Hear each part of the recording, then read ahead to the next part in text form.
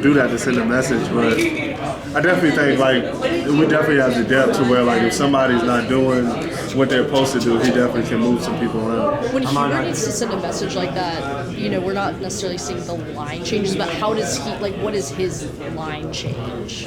Yeah. In game. I mean, I really don't know yet, but I mean, like I said, this year we have a lot of guys where if I miss a box out or something, he can put in Jalen Washington, or RJ misses a defensive assignment, he can put in Elliott, or, I mean, just all around the board. It's a lot of guys that can be moved around. Armando, are you tired of being asked questions about last year already? Yeah, but I mean, I will say today I honestly haven't got as many questions about last year as I thought I was, so I'm not mad, actually. I'm good. Actually, okay, cool, so I'm going to be that guy. In what ways... What a setup. You got to ask. Yeah, that was a great setup. In what ways is this team different than last year? We got 7 new players. Let's go to this one. Are there any specific, in any way, valuable lessons learned from last year that you're taking into this year? Yeah, I mean, just don't take a deep breath, and you just got to know playing in a school like University of North Carolina, you're going to get everybody's best shot, and teams aren't going to just lay down because you're University of North Carolina. It's for most of the majority of the games, it's everybody's biggest game of the year. You got to bring your A game every game. What do you think is something that's important to understand about this team squad that you haven't been asked yet? That we're different.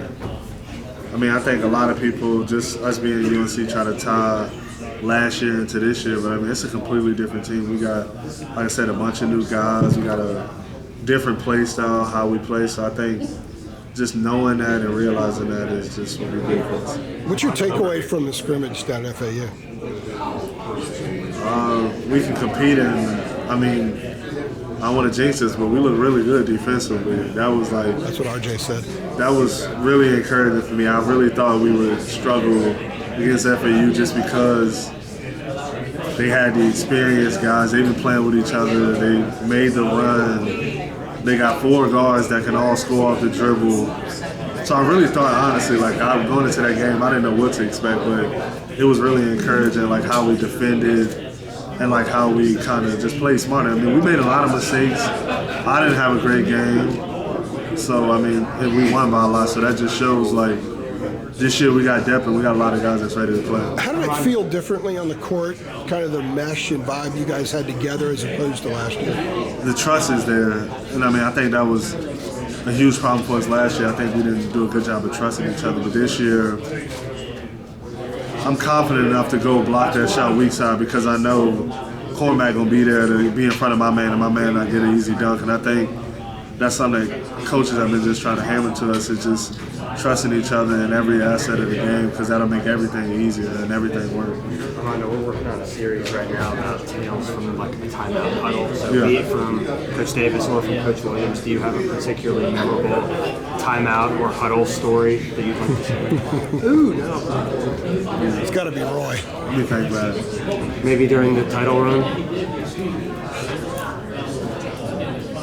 Yeah, I want to say when we was playing Duke in the Final Four, like we were in a timeout, and then Coach Davis like looked around at all us and was like, "Isn't this fun? Like, isn't this what y'all want?" And he kind of got like unserious, and like one of the most serious moments, just like saying like, "This is a lot of fun. Like, let's go, guys." And he used up half of that time saying that versus like drawing up a play.